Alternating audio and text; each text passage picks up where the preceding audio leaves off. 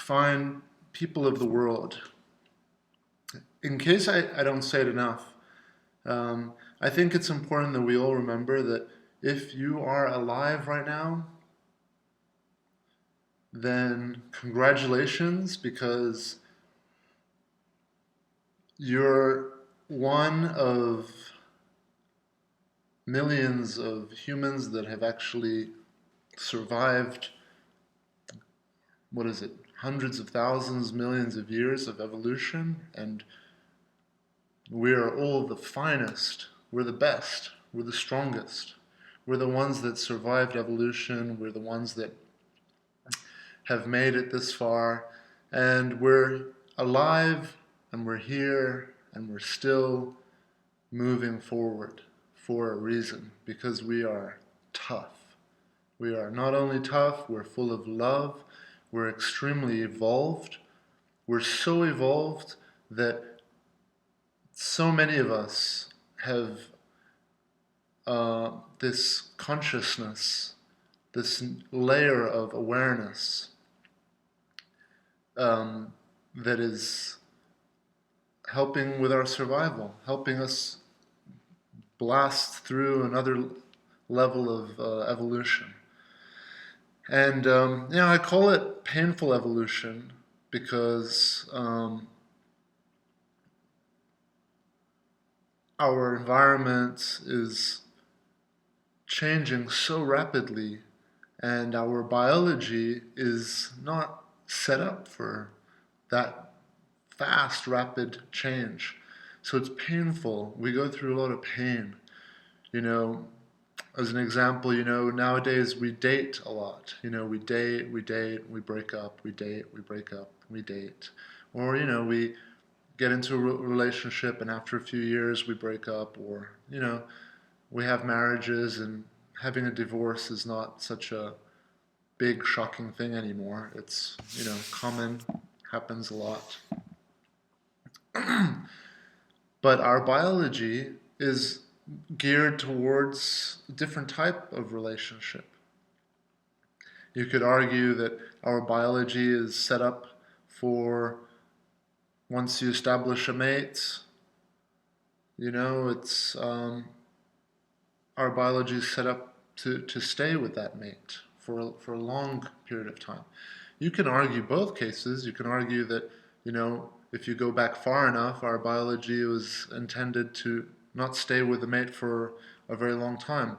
But I would argue against that, because things like diseases spread, things like, if if a guy is going around being with a lot of different girls, it causes a lot of problems. I'm a believer that when we bond with someone and we establish a family, that in our biology we are designed to stay.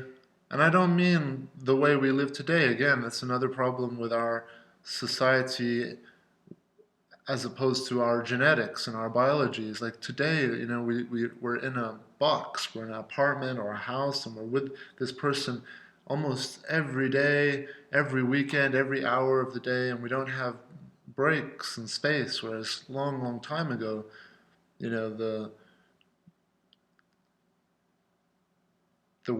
weren't like in so close constantly. I don't believe. I believe the men would be going out hunting or gathering. Women also would be out busy working and or protecting the family, raising the family.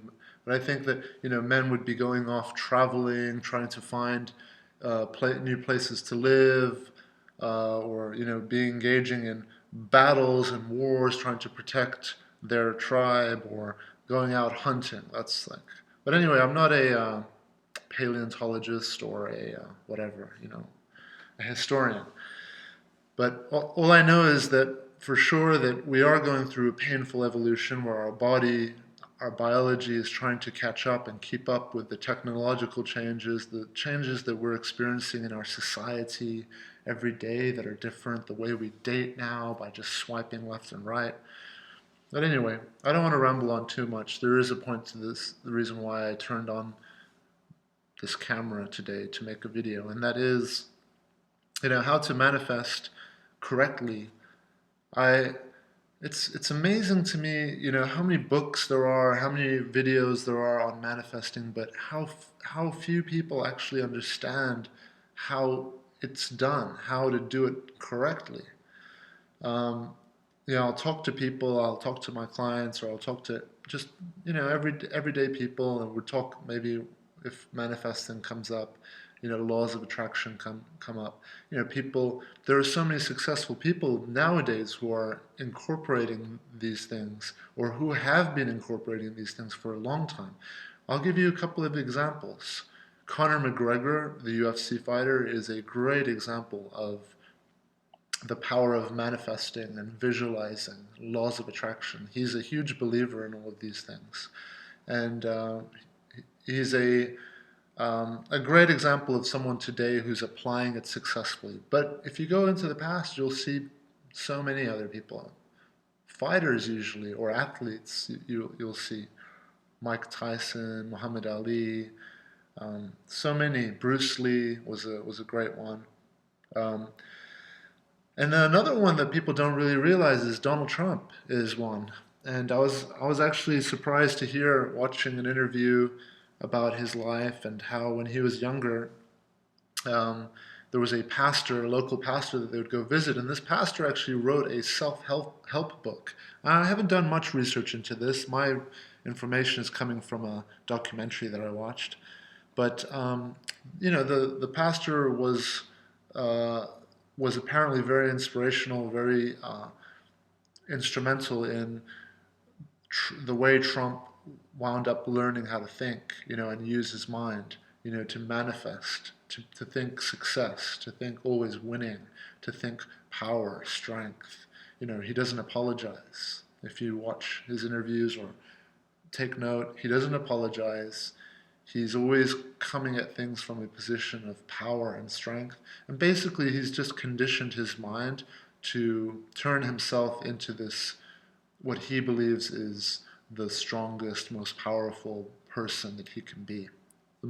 Success for him means power, wealth. Now, I don't necessarily agree that his definition of success is um, healthy or going to lead to happiness.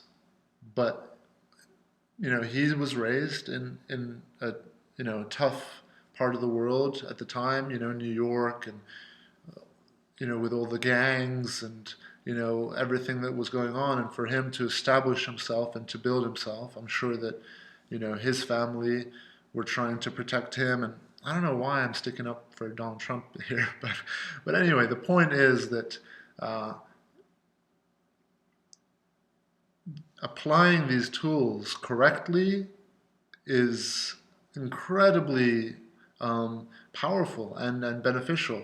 Like I'll have my journals, like I've taken my journals to another level, where I'll have a journal just dedicated to confidence, and self-esteem. And in that journal, I'm just writing affirmations like, I am confident and outgoing in groups of people. I am loving and caring and listen to people. Whatever it is, I'll just fill a whole page, and then I'll have another um, journal dedicated to maybe happiness or other things. So these are our books of power. And I never thought I would be a journaler, but it's a huge, it works. At least it works for me, and it works for a lot of people out there. I see people in my gym, and I do mixed martial arts and jiu-jitsu, kickboxing, Muay Thai, wrestling, all of that sort of thing. And there are people in the gym that will come to the gym with their journals, and they'll be writing things, not just techniques, but also mental things, like I am the champion, etc., etc. I'm going to get to the gist of this video, because this is going to be a short video for a change. But how to, manifest and use laws of attraction correctly. Question I'll often ask people, who will tell me, I'm doing this, but it's not working. I'm trying to manifest, I'm trying to use laws of attraction, but it's not working. I'm trying to manifest money, but it's not working. Then I'll say, well, do you ever worry about money? And then they'll say, yeah, all the time. Well, that's what you're thinking about all the time. And manifesting works off thought. So if you're thinking constantly that you're a champion, you're a champion, you're a champion, then guess what? You're going to become a champion. You're going to be a champion. Or even better, you are the champion. And it's just time that's going to show that, reveal it to everyone else. But if you're worrying about not being the champion, then that's what you're creating in your mind. The thoughts that you're having repetitively are you not being the champion. So let's go back to the money example. If you're worrying about money constantly, well, what you really ought to be doing is worrying about being too rich. You should be worrying about what you're going to do with all the money that you have. And actually, just as I was saying that, I think I've remember hearing either Floyd Mayweather or Conor McGregor, saying something like that. I don't know what I'm going to do with all the money that I'm going to get. And that's the type of thinking, everything comes back to thoughts, people. Everything. If you're watching this video and you're like, oh, I wish he was making a video today about why breakups are so painful. Yeah, I make plenty of videos about that. But you have to understand that all of these subjects are linked. Whether it's a breakup, whether it's trying to be happy, whether it's getting over depression, whether it's getting over anxiety, whether it's trying to be more successful and make more money, whether it's, anything. Why do you think that I do these videos and I focus, so many of them the topics are related to do with breakups and relationships, but then I go off on other tangents? Because at the core of all of these subjects is one thing, and that is, what are you thinking? What are your thoughts? Okay, because it's your thoughts that are going to create your reality. Sadly, very few people understand what the concept of awareness is. Very few people understand it. Seriously, you might be able to understand it, conceptually, but to actually really, really, really understand what awareness is, there's very few people that understand it. And when and of those people who understand what awareness is, not all of them are actually applying that skill or taking advantage of that ability that they have. What is awareness? Awareness is being able to watch what you're thinking, and oh wow, I'm thinking, so many negative thoughts all day long. And I have a client that I'm working with, I'm not going to mention his name, but he's having some real problems, and the main problem he's having, is just not understanding this concept of awareness. So what happens is if you don't understand awareness, and if you're not able to you don't have to understand it to be happy, but if you're struggling extremely, well, the struggling is trying to wake you up, is trying to get you to a place of awareness so that you can identify what are the things that are hurting you. And the things that are hurting us are almost always our thoughts. We think that it's our ex or someone else, or because you're alone, or you're lonely, or you don't have enough money, or you whatever it is, you think it's because of that, but it's not. It's because of the thoughts that you're having. It's because of the thoughts that we're having, the way that we're interpreting all the things that are happening around us. It's a lot of it has to do with, do we even want to be happy? For a lot of people, wanting to be happy at a subconscious level means, you have to work. But again, that's a thought. It's just a thought. It's just a belief.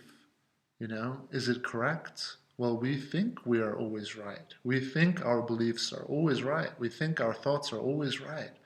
But the fact is, if you can just for a second accept the possibility that your thoughts are not correct, that opens up a whole new world to you. So the correct way to manifest isn't to, go and write on a page of your journal that I will be rich one day, I will be rich. Well, if you're saying I will be rich, well, then you're always going to be rich one day. Even when you're 95 and you're still waiting, you're going to be rich, because that's what you're programming in your mind, in your belief, is that you will become rich. But you want to become rich now, right? So to become rich now, you've got to be thinking, damn, what am I going to do with all the money that I'm going to make? Okay? It's things like that.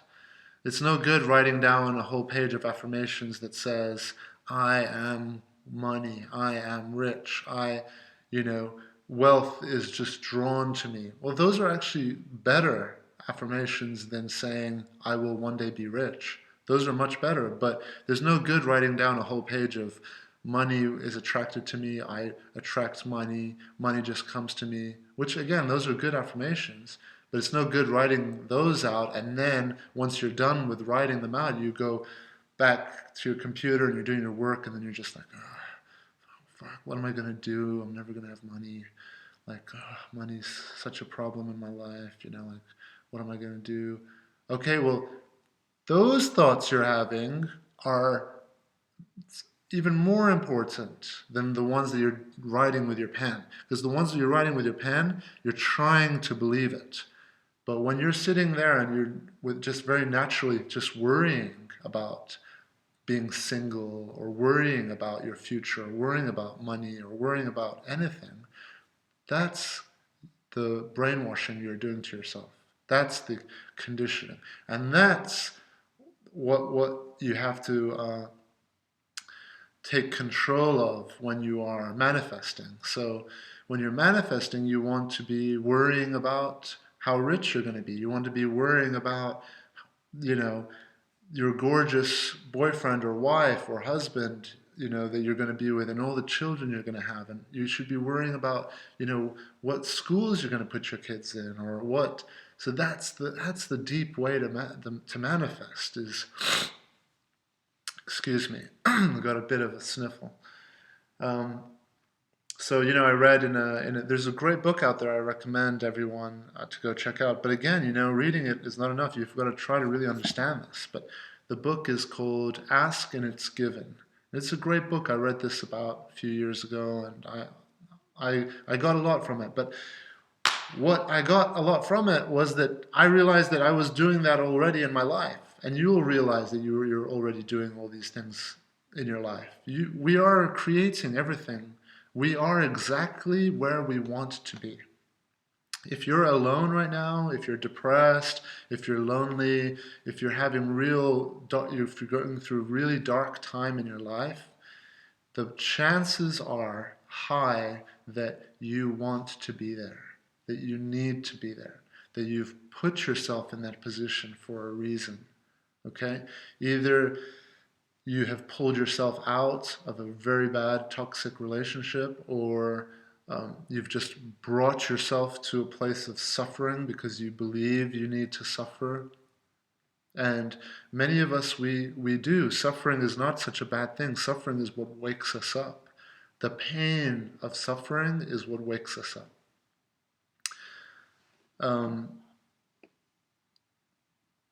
Yeah, it's an amazing thing, really, like the way we can misunderstand things, including pain, how much we just don't want the pain, and so many people can wind up, just wanting to end things and just not, they don't want it anymore. Well, guess what? Always remember, things will pass. It will not last. Don't give up, because it will not last. Your suffering will not last. You will be so happy again. You'll be so powerful again, so full of life and energy again. You have to just go through this period. This period makes you stronger. So, manifesting your way out of darkness or dark times means truly believing what you are manifesting, truly believing what you are thinking, or or I should say, and or just becoming aware of the thoughts that you're having, because the thoughts you're having is what's making you feel like shit. The thoughts you're having is what's creating your life. So be aware of the thoughts you're having. Be aware. And if you're asking, well, how do I be aware? Well, meditation is an excellent tool. It's probably what brought the most awareness into my life, was just meditating. Meditating for me, I would say, was a huge one. I just started every night in my bed, just lying down. Don't move a muscle, don't even move a finger. The only thing that should be moving is your lungs up and down and your heart beating. But everything else, you have to be deadly silent, dead silent, literally like you're dead. You have to imagine that there's someone in your room. I don't want to scare people out there, but you have to imagine that there's someone in your room walking around, and they can only see movement. So you have to be super still, super quiet, and then just observe. Observe, for me, I started with my breathing.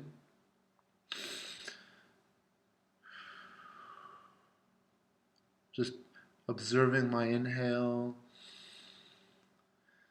feeling the breath going in and then out through my mouth. And there's many techniques. You don't have to do in through your nose, out through your mouth.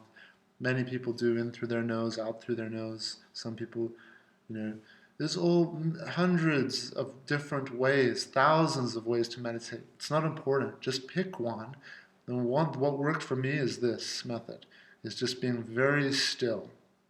Because what can happen is, if you're super still but still awake and conscious, your body can fall asleep, and they call it, uh, body asleep, mind awake. And people can have outer body experiences. You can astral project. You can. There's a lot of things that can happen from meditating. And for me, like, my meditative experiences were all just amazing. They were amazing, really. Like,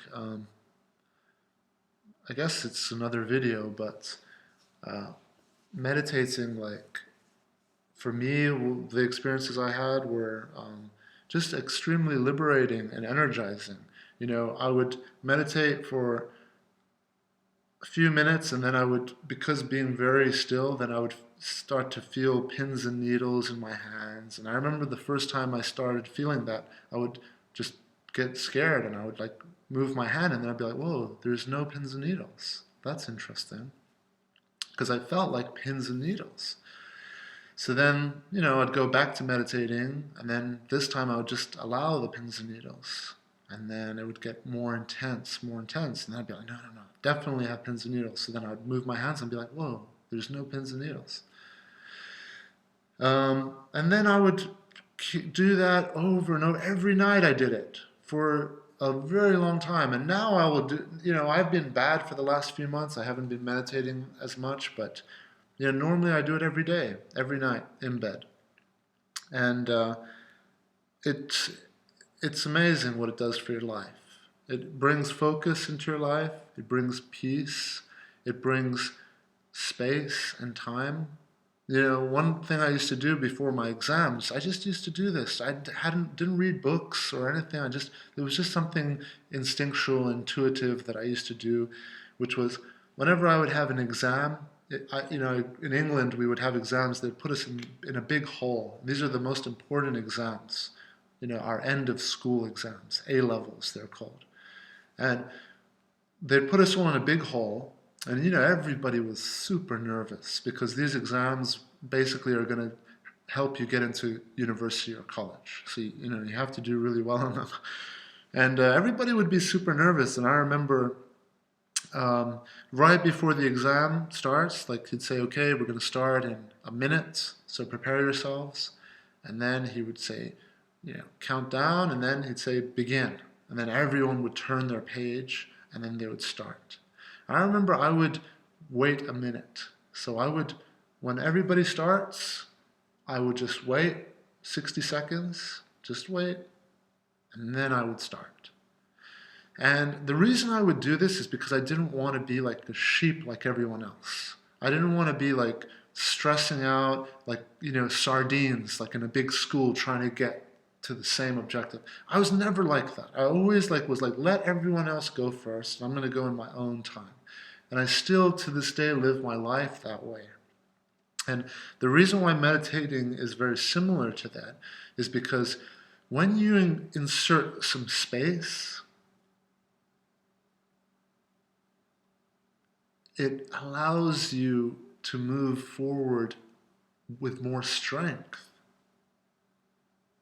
It's funny, but you don't feel that way, but because you're inserting some calm, some focus, some awareness, you will be able to move forward in a smarter way, more powerfully, and much faster, much more effective. And people do this in the ring when they're fighting. They'll reset. They'll focus on what they're doing. They're not going to get drawn into the speed of their opponent. They're going to go at their speed and try to get their opponent to go at their speed. Okay, so that's just a quick video of a few different topics thrown in there, but the main one is how to manifest things correctly. So if you want to manifest things properly and correctly, well, I want you guys to worry about being rich. I want you guys to worry about what you're going to do when you have a girlfriend and a boyfriend, or the amazing partner that you're going to meet. I want you to worry about, oh man, all the money that you have to save up to go on trips with this person. I want you to worry about how good you're going to look when your body is the way you want it to be. I want you to worry about, that's what you have to be spending your thought on, okay? So that's what positive thinking is. That's what positive self-talk is. That's what positive self-image is, all right? So it takes awareness to be able to catch the thoughts that are shaping your life. All right, everybody, sending everyone out there all the best. Just want to say thank you to everyone out there who's been watching my videos and following me and making, posting comments and stuff. Like, I had no idea that I'd be doing this long. This is, for me, it's been like I guess like a video journal, a video diary, and a lot of these things, believe it or not, I say just for myself so that I can come back and remember and not forget a lot of these great things. It's like a diary for myself, and I'm glad that a lot of this stuff is connecting with people, and I'm really I find it a great honor that I can share a lot of things that are helpful with people. I believe that we all have something to learn from one another, and we all have something that we can teach one another. No matter where you are, if you're a child, if you're rich, if you're poor, if you have a degree, if you have a PhD, if you've read books, or if you haven't read any books, if you have been to school or you've never been to school, we all have something to teach each other, and we all have something to learn from one another. And that's not just something nice that sounds nice to say. That's the truth, okay? So don't be afraid to go out and teach and share. Don't be afraid to, if you have degrees and you're a doctor, to sit and listen and learn, okay? We're in this beautiful melting pot, and we're all learning and sharing. And for me, it's such a privilege to be able to do this, to share everything that I have learned, and to have people out there who are connecting and sharing. And so it's a tremendous honor for me, and for all the people that have contacted me and have been working with me. Again, I'm also extremely grateful, for the time that we've spent, because it's allowed me to be a better teacher, to be a better coach, to be a better communicator, to be able to express things in a better way, and to realize what are the most powerful techniques that work the most. For example, I can see a big, clear difference with the people that I'm coaching, the people that I'm working with. The people who are journaling regularly, I can see a huge difference between those people and the people who aren't doing it. The people who are doing the journaling, doing doing the work every day. Whether it's just writing gratefuls or counterbalancing, negative thoughts, or just writing pages of affirmations, they are having quick results or much quicker results. And a lot of those guys are winding up feeling much better and then just moving on with their life. And that's what I want. I don't want to be coaching people for years. That would mean that I am not an effective coach. As the better coach I am, then the shorter amount of time people are going to spend with me. Okay? So there are certain things that work, and I can see them working with many different types of people. And then there are the people who just want this easy, fast, quick, fix, and all they want to do is just complain and focus their mind on the problems they have in life, the challenges they have, whether it's the illnesses they have, or their financial problems, or how much pain they're feeling. Okay? And when you realize that when you bring those things up, it just doesn't help in any way.